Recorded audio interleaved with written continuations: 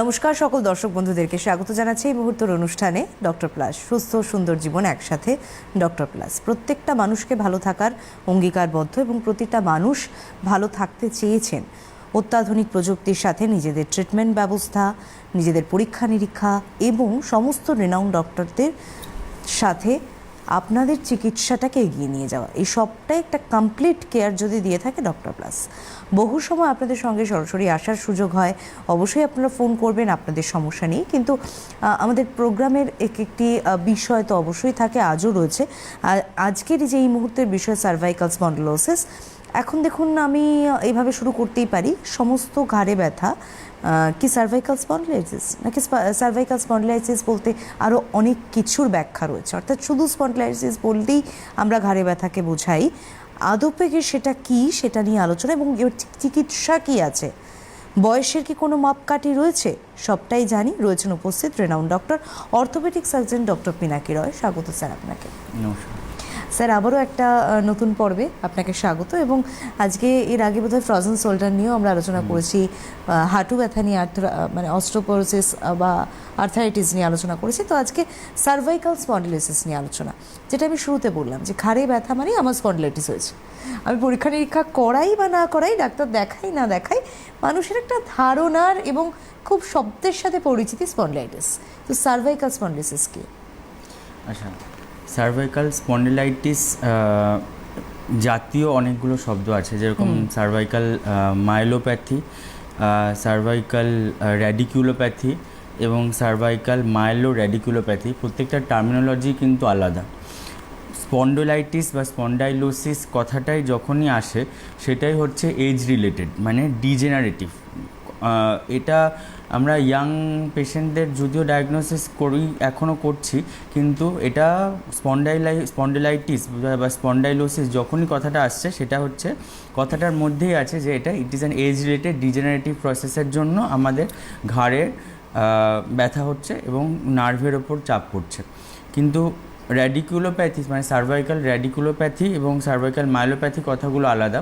র্যাডিকুলোপ্যাথি হচ্ছে যে আমাদের যে ঘাড়ে থেকে যে আমাদের যে স্পাইনাল কর্ড আছে সেখান থেকে যে নার্ভগুলো বেরিয়ে আসছে তার ওপর, শুধুমাত্র তার উপর চাপ পড়ছে। এবং মাইলোপ্যাথি হচ্ছে আমরা ডিরেক্ট স্পাইনাল কর্ডের ওপরে কোনো যদি কোনো স্লিপ ডিস্ক হয়ে থাকে বা কোনো টিউমার হয়ে থাকে বা কোনো যদি একটা শিরদার ওপর একটা শিরদার সরে গিয়ে থাকে, সেটার জন্য আমাদের স্পাইনাল কর্ডে চাপ পড়া বা স্পাইনাল কর্ডের কোনো পার্টিকুলার ডিজিজ হয়েছে বা সেটার জন্য স্পাইনাল কর্ডের ওপরে চাপ পড়ছে, যার জন্য মাইলোপ্যাথি অনেক সিভিয়ার একটা ডিজিজ, যার জন্য আমাদের চারটে হাত পাও ইভেন অসাড় হয়ে যেতে পারে। তো কথাগুলো যদিও মানে শুনতে কাছাকাছি, কিন্তু ডায়াগনোসিস কিন্তু আলাদা এবং proper diagnosis is very important for the মানে ঠিক ক্লিনিক্যাল অ্যাপ্রোচের জন্য। একদমই। এবং আপনারা একদম সরাসরি নাম্বারটাতে ফোন করুন 6292422341-এ। কী সমস্যা, ব্যথা বেদনা প্রত্যেকের এখন রয়েছে। এবং সত্যি কথা বলতে আমাদের ওয়ার্কিং লাইফ, আমাদের লাইফস্টাইল প্রত্যেক দিনই হয়তো কথা প্রসঙ্গে আসে, এবং সত্যি বলতে এগুলোকে ফেলে দেওয়ার নয়। কোথাও খাদ্যাভ্যাস, কোথাও আমাদের সঠিক সময়ে না ঘুমোনো, বা আমাদের কি হয় যে এই উইকেন্ড মানেই একটা পার্টি, উইকেন্ড মানেই নিজেদের লাইফটাকে আরও বেশি বয়ে যাওয়া কোনো কিছুর সাথে, গো উইথ দ্য ফ্লো। এবং সেক্ষেত্রে দেখা যাচ্ছে যে আপনার হয়তো পশ্চার ঠিক নেই, ঘুমিয়ে পড়লেন, যেরকম ইচ্ছা যা খুশি, 1:30, 2টো, 2:30-র সময় হয়তো ডিনার করছেন, 3টের সময় ঘুমোতে যাচ্ছেন, এবং হয়তো দেখা যাচ্ছে আবার পরের দিনই ভোর 7টায় হয়তো মর্নিং শিফট উঠে কাজে চলে যাচ্ছেন। এর একটা অদ্ভুত টায়ার্ডনেস, পর্যাপ্ত পরিমাণে ঠিকঠাক করে পানীয় না খাওয়া, বিভিন্ন মানুষের বিভিন্ন ধরনের সমস্যা, তার মাঝে একটা প্রকট যন্ত্রণা অনুভব করা, এবং এতে তো একটা মানুষের লাইফস্টাইলকেও অনেকটা হ্যাম্পার করছে। হ্যাঁ, একদমই তাই। কারণ সার্ভাইকাল স্পন্ডিলাইটিসের স্পেসিফিক কিছু কারণ আছে, যেটার মধ্যে একটা আমাদের বডি পশ্চার এবং আমরা সার্ভাইকাল স্পাইনের ঘাড়ের পশ্চার কীভাবে মেনটেন করছি সেটার একটা বিশাল ভূমিকা আছে। এবং কিছু কিছু স্পেসিফিক প্রফেশনে এটা বেশি হয়, যেরকম কুলিদের বেশি হয়।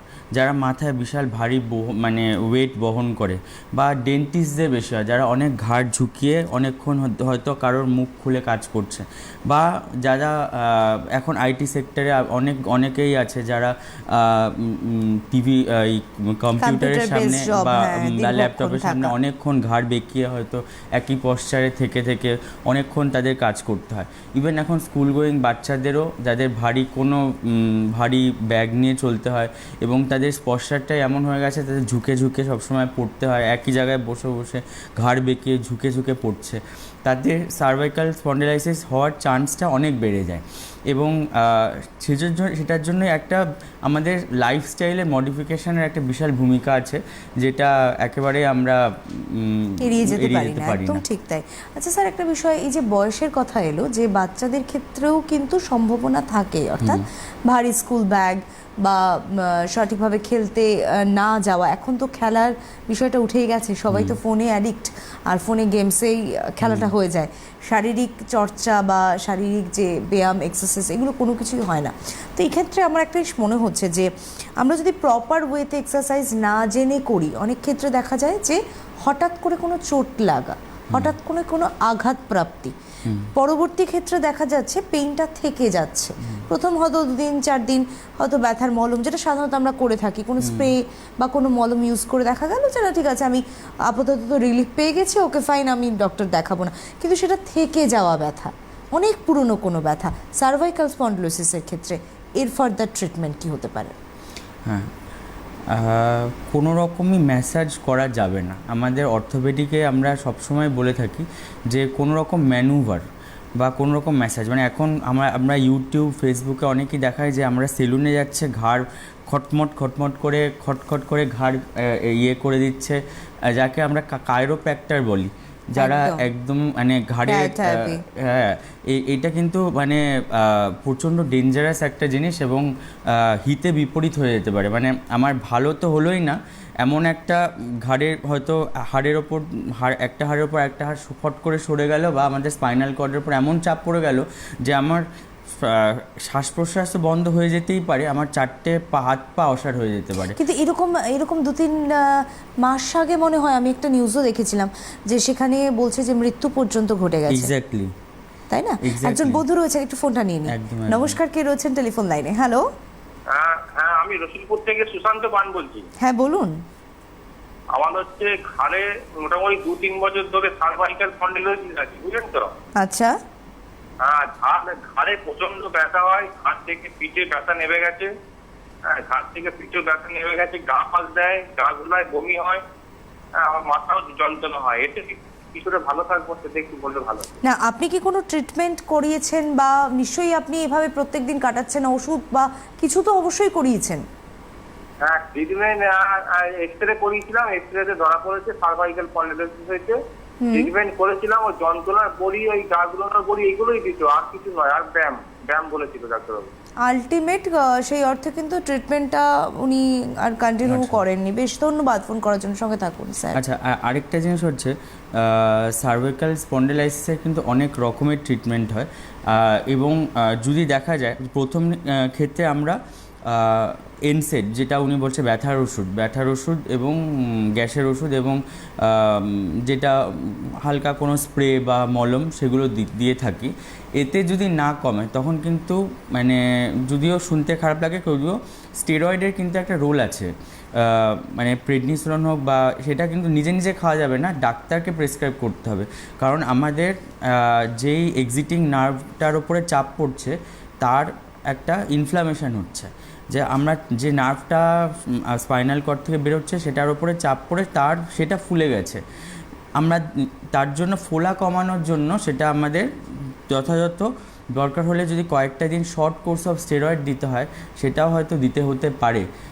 সেটা এখন অনেকের মধ্যে এখন একটা স্টেরয়েডের জন্য একটা ভীতি ধরে গেছে, কিন্তু একটা শর্ট কোর্স স্টেরয়েড কিন্তু ইজ নট ব্যাড, এবং মানে মোস্ট অফ দ্য কেসেস এটা কিন্তু হেল্প করে।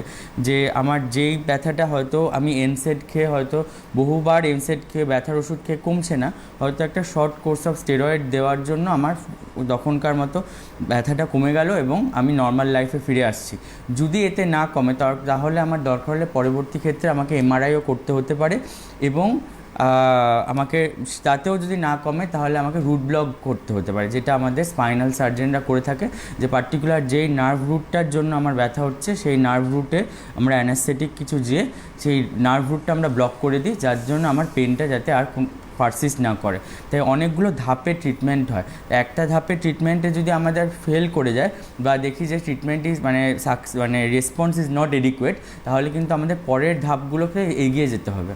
একদম স্যার, একটা বিষয় আমার মাথায় এলো হঠাৎ, উনি বললেন ওনার সিমটমের দিক থেকে যে ঘাট থেকে পিঠ অবধি ব্যথাটা রেডিয়েট করছে, এবং আরেকটা কথা উনি বললেন ওনার মাথা যন্ত্রণা করে, একটু গা গোলায়।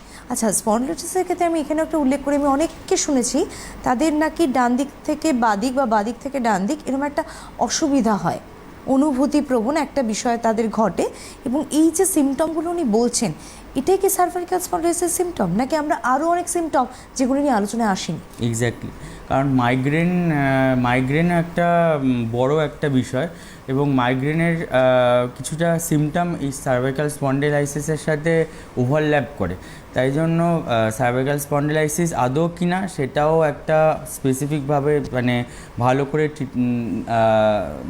দেখা দরকার, কারণ জেনারেলি সার্ভাইকাল স্পন্ডিলাইসিসে মাথা ঘোরাতে পারে, বমিও হয়তো মাঝে মধ্যে হতে পারে, কিন্তু সেটার সাথে কিন্তু মাইগ্রেনেরও যদি সিমটমস কিছুটা অনেকটা মিল আছে। তো সেটা ভালো করে হিস্ট্রি নিয়ে দেখতে হবে যে আমার পেশেন্টের মাইগ্রেনের প্রবলেম বেশি হচ্ছে নাকি সার্ভাইকাল স্পন্ডিলাইসিসের প্রবলেমগুলো বেশি হচ্ছে। একদম, নিশ্চয়ই আপনাদের ব্যথা নিয়ে আপনারা ফোন করুন, এমনটা নয় যে শুধুমাত্র ঘাড় পিঠের ব্যথাটাই নিয়ে আলোচনা করতে হবে, পায়ে ব্যথা হোক, বিভিন্ন সমস্যা মানুষের এখন হচ্ছে, তারা অবশ্যই ফোন করবেন। আর বয়সের কোনো সীমারেখা রাখে না, একদম শুরুর দিকে স্যার বলছিলেন এটার কিন্তু একটা এইজ আছে, কিন্তু পরবর্তী ক্ষেত্রে দেখা গেল আমাদের কথা প্রসঙ্গে উঠে এলো যে বাচ্চাদেরও হতে পারে, অর্থাৎ যে সকল বাচ্চারা হয়তো ভারী ব্যাগ দীর্ঘক্ষণ ক্যারি করছে বা পড়াশোনা যে করছে তার হয়তো পশ্চারটা ঠিক নেই, যেমন আগেকার সময় বলা হতো কাঠের চেয়ার টেবিলে পড়তে বসা, সেটা কিন্তু এখন সত্যি বলতে নেই, বাচ্চাদের সেই অভ্যেসটা পেরিয়ে গেছে। বা ধরে নিন আপনি হয়তো খাটেই পড়ছেন একটা সামনে কোনো টুল নিয়ে, তো অনেক সময় দেখা যায় যে দীর্ঘক্ষণ ঘাটটা নিচু করে রাখার ফলে কিন্তু তাদেরও একটা পেইন হচ্ছে। এখন যেহেতু বড়দের সাথে বাচ্চাদের অনেকটা তফাৎ, তো ট্রিটমেন্টের ক্ষেত্রে এই যে এই ধরনের পেইন বাচ্চাদের ক্ষেত্রে যদি হয়ে থাকে, প্রাথমিক চিকিৎসা কি হতে পারে? প্রাথমিক চিকিৎসা অনেকটাই যে প্রথম কথা যে একটু ব্যথার ওষুধ, একটু এনসেড এবং পশ্চার কেয়ার, এবং দরকার হলে একটা সফট সার্ভাইকাল কলার পরা, এইগুলো প্রথম সারির এই ট্রিটমেন্টগুলো আমরা দিয়ে থাকি কনজারভেটিভ।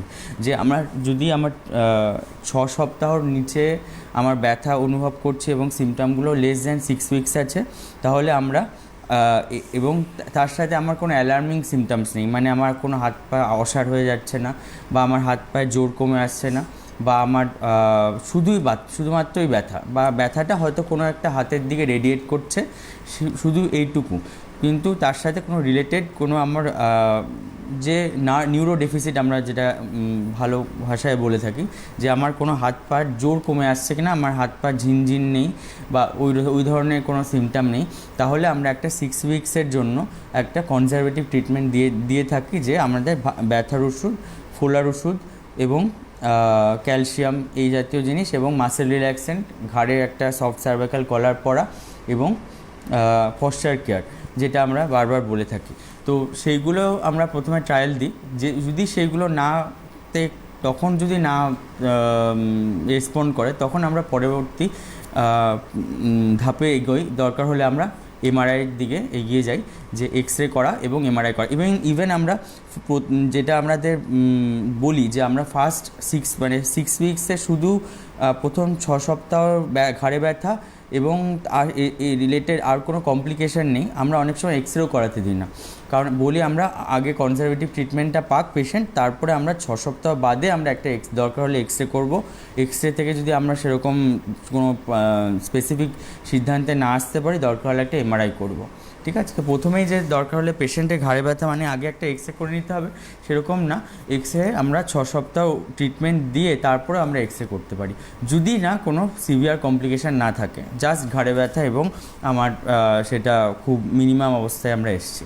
একদম। এবং সবথেকে বড় বিষয় হচ্ছে রোগ যাই হোক না কেন, যে রোগেরই নামকরণ হোক, কিন্তু ট্রিটমেন্ট ভীষণ গুরুত্বপূর্ণ একটা জায়গা, এবং সেটা হয়তো সঠিক সময়ে সঠিক প্রপারলি ট্রিটমেন্ট হয় না বলে সুস্থতাটা পান না।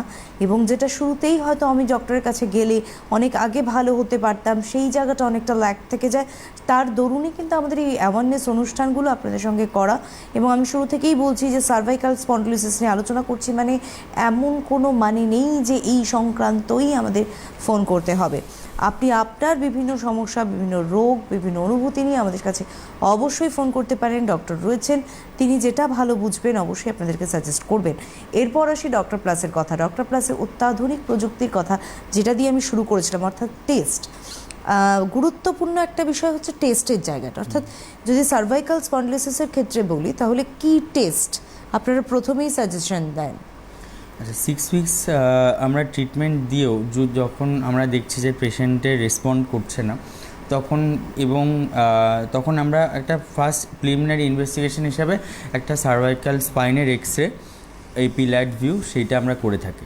সেখান থেকে যদি দেখি যে আমাদের সার্ভাইকাল স্পাইনে স্পন্ডিলাইসিসের জন্য যে চেঞ্জগুলো আমরা দেখা দরকার সেইগুলো পাচ্ছি, তখন আমরা সেইভাবে এগোই। যদি না পাই যে না, আমরা এক্সরেও নর্মাল আসছে এবং এক্সরে রিলেটেড এক্সরে থেকে আমরা রোগটা ধরতে পারছি না, তখন আমরা দেখি যে আমাদের হয়তো ডায়াগনোসিস ভুল হচ্ছে।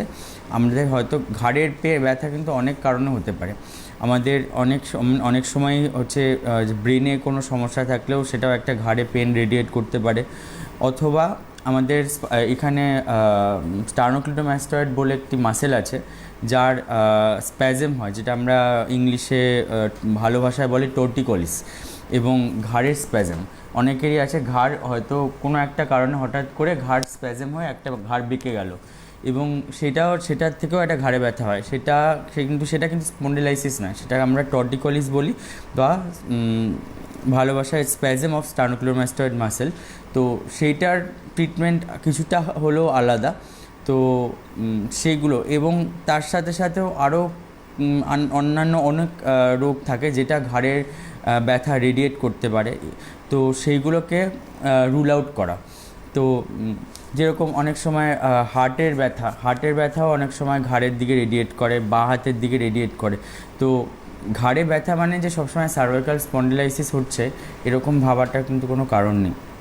একদম। এবং শুরুতেই তো আপনি বলছেন স্পন্ডিলাইসিসের এবং সার্ভাইকাল স্পন্ডিলাইসিসের অনেকগুলো ব্যাখ্যা আছে, অনেকগুলো দিক বিশেষ করে নির্দেশ করে আপনাদের ট্রিটমেন্টের পদ্ধতিও রয়েছে। কে রয়েছেন সঙ্গে টেলিফোন লাইনে? হ্যালো, হ্যাঁ, নমস্কার, কে রয়েছেন সঙ্গে? আমি রয়েছি আপনার আসাম থেকে। বলুন। আমি বলছি যে আমার পিঠে এবং বুকের ডান দিকে বাঁ দিকে খুব টানে এবং ব্যথা হয়। হ্যাঁ, তাছাড়া আমার হাত দুটোর যে পোষণটা যে আছে আমার হাতের উপর দিয়ে, ওখানেও ব্যথা হয়।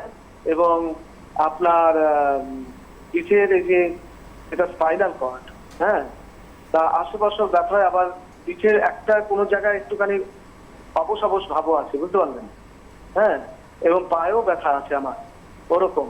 তা আমি কি করব? আমার তো স্পন্ডিলাইটিস একবার আমি পরীক্ষা করেছিলাম, তা স্পন্ডিলাইটিস পেয়েছিল। তারপর আমাকে ন্যাকটা দেন, একটা আমি পড়ি, কিছু ওষুধও দিয়েছিল, কিন্তু ন্যাকটা দিলে অল্প কিছুক্ষণ ভালো থাকে, 2 ঘন্টা মতন রাখলে, কিন্তু আবার সেই যা ছিল তাই হয়ে যায়। হ্যাঁ, আর এইদিকে তো ওরকম আর কিছু দেখছি না। তাই এটা নিয়ে আমি খুব, এবং মাথা কোনো সময় একটুখানি মানে এদিক ওদিক করলে অনেক সময় একটু ধরেও মাথাটা। হ্যাঁ, আপনার বয়স কত? আমার 65। আচ্ছা, কবে থেকে এই বিষয়গুলো, মানে পেইন বা বুকে বা পিঠে রেডিয়েট? এটা আপনার ধরুন আজকে 3 বছর 4 বছর হয়ে গেছে। ও বাবা, অনেকদিন ধরেই তো ভুগছেন। হ্যাঁ, ভুগছি অনেকদিন ধরে আমি, কিন্তু আমাকে লাস্টে ডাক্তার বলেছে এমআরআই করতে হবে। তা আমি এমআরআইটা সত্যি বলতে আমি খুব ভয় পাই এমআরআই করতে। হ্যাঁ, বেশ, একটু ক্লিয়ার করে দেওয়া যাক। অনেক ধন্যবাদ ফোন করার জন্য স্যার। ওনাকে আর কিছু তো আমাদের প্রশ্ন করার নেই, উনি সবটাই বলেছেন। আপনি অবশ্যই আপনার সাজেশনটা দেবেন কি করা উচিত, এবং ওনার যে ভীতিটা রয়েছে এটাও আমি চাইবো আপনি কাটিয়ে দিন, কারণ অনেক মানুষেরই এই ভীতিটা কিন্তু কাজ করছে টিভির পর্দার ওপারে। হয়তো এই সংক্রান্ত না, অন্য কোনো সংক্রান্ত এমআরআই করবার কথা আপনারা সাজেস্ট করেছেন, কিন্তু সেটা করাবার মতো সাহস হচ্ছে না। আসুন। তো আমার যদি এনসেড এবং প্রিলিমিনারি যে ইনভেস্টিগেশন এবং প্রথম যে ডাক্তারবাবু প্রথম ধাপের ওষুধগুলো খেয়ে যদি না কাজ করে, তখন দরকার কিন্তু আমার এমআরআই করতে কিন্তু হবে। এবং আমি যেটা একটু আগেই বললাম যে একটু শর্ট কোর্স অফ স্টেরয়েড দেওয়া, এবং এছাড়াও আরও অনেক ওষুধপত্র আছে যেগুলো আমরা দিয়ে থাকি, সব তো এখানে বলা সম্ভব না, একদমই না। কিন্তু হ্যাঁ হ্যাঁ, তো সেইগুলো দেওয়া। এবং প্রথম কথা যে এমআরআই থেকে না আমরা অনেক কিছু গুরুত্বপূর্ণ মানে তথ্য পেয়ে থাকি, যেটা আমাদের প্রপার এর লাইন অফ ট্রিটমেন্ট যে এক্স্যাক্টলি কী হওয়া উচিত সেইটা কিন্তু বোঝা যায়। এমআরআই করতে কোনো ভয়ের কোনো কারণ নেই, কারণ এমআরআই ইজ ভেরি সেফ। এমআরআইতে কোনো রেডিয়েশন পেশেন্টের হয় না। ইভেন একজন প্রেগনেন্ট মাদার পর্যন্ত এমআরআই করতে পারে, তার শিশুর কিন্তু কোনো ক্ষতি হয় না। এবং যতগুলো এক্সরে, ইভেন এক্সরেটাও যেটা প্রেগনেন্ট মাদার একজন বেবি যে ক্যারি করছে তার জন্য এক্সরেটাও ক্ষতিকারক, কিন্তু এমআরআইটা কিন্তু তার জন্য একেবারেই সেফ। তো একমাত্র যারা বদ্ধ ঘরের মধ্যে থাকতে খুব ক্লস্ট্রোফোবিক ফিল করে তাদের জন্য একমাত্র এমআরআইটা করা একটু প্রবলেম্যাটিক, কিন্তু বাকিরা কিন্তু এমআরআই করতে কিন্তু সত্যিই কোনো ভয়ের কিন্তু কোনো কারণ নেই। MRI is very safe. MRI করলে কিন্তু আমরা যে আমার স্পাইনাল কর্ডে কোনো চাপ পড়ছে কিনা বা কোনো পার্টিকুলার নার্ভ রুটের ওপর কোনো চাপ পড়ছে কিনা সেইগুলো না দেখলে কিন্তু দরকার হলে যে সেই পার্টিকুলার নার্ভ রুটকে ব্লক করতে হতে পারে, স্পাইনাল সার্জনের কাছে গেলে সে নার্ভ রুটটা ব্লক করে দেবে। তো সেটার জন্য আমার কোন পার্টিকুলার যে কোন লেভেলে আমার হচ্ছে, কোন লেভেলে আমার নার্ভ রুটের উপর প্রেশার পড়ছে সেইগুলো, এবং পার্টিকুলার এপি ডায়ামিটার দেখি আমরা যে পার্টিকুলার এপি ডায়ামিটারগুলো কত কমে গেছে, সেইগুলো কিন্তু আমরা এমআরআই থেকে বুঝতে পারি। তো এমআরআই ইজ মানে অলমোস্ট অপরিহার্য, এমআরআই কিন্তু বিকল্প নেই, এমআরআই কিন্তু করতে ভয় পেলে চলবে না একদম। এবং সূক্ষ্ম থেকে সূক্ষ্মতর যে ইনভেস্টিগেটটা আপনারা বলছেন সেটা এমআরআই দ্বারাই পসিবল। তো প্রথম অবস্থায় চিকিৎসার প্রাথমিক পর্যায়ে যদি রেসপন্স সেই অর্থে ভালো না আসে, তাহলে অবশ্যই যদি ডক্টর মনে করেন এমআরআইয়ের প্রয়োজন আছে, গুরুত্ব আছে, অবশ্যই আপনাকে এমআরআই করাতে হবে। হ্যাঁ, আপনি ঠিকই বলেছেন, হয়তো আপনি সাময়িক ভয় পাচ্ছেন, এই সময়ে এসে 3.5 বছর অলরেডি আপনি পেইনটাকে নিয়ে ভুগছেন, এবং কি হবে আগামী দিনে এমআরআই করলে যেটুকু বোঝা গেল, বোধহয় আপনিও বুঝলেন টিভির পর্দার ওপার থেকে, তা হচ্ছে এমআরআই করলে আরও ডিটেইলিং আপনার কোথায় প্রবলেমটা হচ্ছে তার ট্রিটমেন্ট করা সম্ভব। এবার আপনি ডিসাইড করুন এমআরআই করা উচিত কি উচিত না। কে রয়েছেন সঙ্গে টেলিফোন লাইনে? হ্যালো, নমস্কার। হ্যালো, নমস্কার, কে রয়েছেন? হ্যাঁ হ্যাঁ, ওরা নিচের থেকে উত্তর দিনাজপুর থেকে মনিষা। টিভির সাউন্ডটা মিউট করে দিন। আমার কথা শুনতে পাচ্ছেন? টেলিভিশনের সাউন্ডটা হ্যাঁ, কমিয়ে হ্যাঁ। দিন। হ্যাঁ হ্যাঁ, শুনতে পাচ্ছি। আচ্ছা, কি হয়েছে আপনার? আমার এই যে হাতের ওই পাশে উপরে গিটটা খুব ব্যথা, মানে কত শব্দ হয়। কোন হাত? আমি তো এখান থেকে দেখতে পাচ্ছি না। দুইটা হাতে। আচ্ছা, দুইটা হাতে ব্যথা, মানে এরকম যদি একটু নাড়াচাড়া করবো মনে হচ্ছে কি শব্দ হবে হাতের। আচ্ছা, হাতের কি কবজিতে ব্যথা করে নাকি পুরো হাতটাই ব্যথা হয়? না, উপরেরটা, উপরে ব্যথা? উপরের দিকে। উপরের হ্যাঁ, দিকে। উপরে। আচ্ছা, হ্যাঁ। তার সাথে কি ঘাড়েও ব্যথা আছে? ঘাড়ে কখনো কখনো একটু হয়। আচ্ছা কখনো কখনো। আচ্ছা, ঘাড়ের এক্সরে করেছেন বা ডাক্তার দেখিয়েছেন? না, এমনি একটু ডাক্তার দেখায়নি, একটু ওষুধ খাইলাম, কিন্তু এমনি বড় দেখায়নি। কিন্তু ডাক্তার না দেখিয়ে শুধু শুধু বসে থাকলে বা শুধু শুধু নর্মাল মেডিসিন শপ থেকে ওষুধ খেলে তো ব্যথা কমলো না, তাই না? সঠিক চিকিৎসাটার তো দরকার রয়েছে। আপনি নিজেই বলুন না, আপনি কি একটু ভালো রয়েছেন? নেই উনি আমাদের সঙ্গে টেলিফোন লাইনে। অনেক ধন্যবাদ স্যার, বলুন কেন পেইন হচ্ছে ওনার? দু হাতে ব্যথা বা? আচ্ছা, আরেকটা ফোন রয়েছে, একটু নিন। নমস্কার, কে রয়েছেন টেলিফোন লাইনে? হ্যালো। হ্যাঁ দিদি, আমি উত্তম বলছি পুরুলিয়া থেকে। বলুন। হ্যাঁ, আমার দীর্ঘ 30 বছর ধরে স্পন্ডলাইটিস। আচ্ছা। বিভিন্ন ব্যায়াম করে মোটামুটি সহ্য হচ্ছিল, এখন আর পিঠের ব্যথা সহ্য হচ্ছে না, হাতের দুদিকে হাতে ব্যথাটা যাচ্ছে এবং প্রচন্ড আর্মে ব্যথা হচ্ছে। আচ্ছা, বেশ স্যার, কিছু জিজ্ঞাসা আছে ওনার কাছে? হ্যাঁ, কি কি ওষুধ মানে কি ট্রিটমেন্ট করেছেন বা আমি স্পন্ডেলাইটিসের ট্রিটমেন্ট বরাবর করে গেছি, অসহ্য ব্যথা হলে ফিজিওথেরাপি করাই। আচ্ছা কিন্তু কোনটাই কন্টিনিউ বেসিস নয়। আচ্ছা, ঠিক আছে। ধন্যবাদ ফোন করার জন্য। তো প্রথম যিনি যে উত্তর দিনাজপুর patient, থেকে হ্যাঁ, দু হাতে সে ব্যথা, তো- ঘাড়ে ব্যথা। সে তো প্রথমে মানে কোনো ডাক্তারের পরামর্শ আপাতত নেননি। হাতে তো- খুব অল্প সময় দুজনের উত্তর দিতে হ্যাঁ, হবে। তো আমি বলবো তাকে আগে একটা এক্সরে করা, এবং এক্সরে থেকেও আগে একজন ডাক্তার দেখিয়ে তার কিছু কিছু বেসিক ওষুধ, যেরকম ব্যথার ওষুধ এবং মাসেল রিল্যাক্সেন্ট এবং ঘাড়ে একটা বেল্ট পরা, এই বা ঘাড়ে পশ্চার মেনটেন করা, এগুলো একজন ডাক্তার থেকে চট করে দেখে নেওয়া, এগুলো করলে উনি অনেক বেটার থাকবে। তারপরে যদি না কমে তখন আমরা ঘাড়ের এক্সরে এবং এমআরআই এসব করতে দেবো। দ্বিতীয়জন যার কথা বলছেন উনি কোচবিহার থেকে। হ্যাঁ, কুচবিহার থেকে, উনি জানি না এমআরআই করেছেন কিনা বা উনি কি কি ওষুধ খেয়েছেন আপাতত বা কি ট্রিটমেন্ট নিয়েছেন জানি না। ফিজিওথেরাপি কিন্তু সবসময় করলে যে ভালো হবে তার কিন্তু কোনো মানে এরকম না। ফিজিওথেরাপি আমরা তখনই মানে বুঝে শুনে দিই। একদম। এবং ঘাড়ের ব্যথা যদি আমার ওষুধ খেয়ে যদি না কমে, তাহলে আমি যেটা বললাম যে দরকার আজ হলে আর হাতে এমআরআই আমাদের করা। সময় নেই। হ্যাঁ, তাহলে এমআরআই এর গুরুত্বটা সেইটা আমরা আলোচনা করলামই, তো প্রয়োজন পড়লে অবশ্যই একটু সেটা করা উচিত, তাই তো স্যার? ঠিক, অনেক ধন্যবাদ আপনাকে জানাই। ধন্যবাদ অবশ্যই আমাদের দর্শক বন্ধুদেরকে। নমস্কার।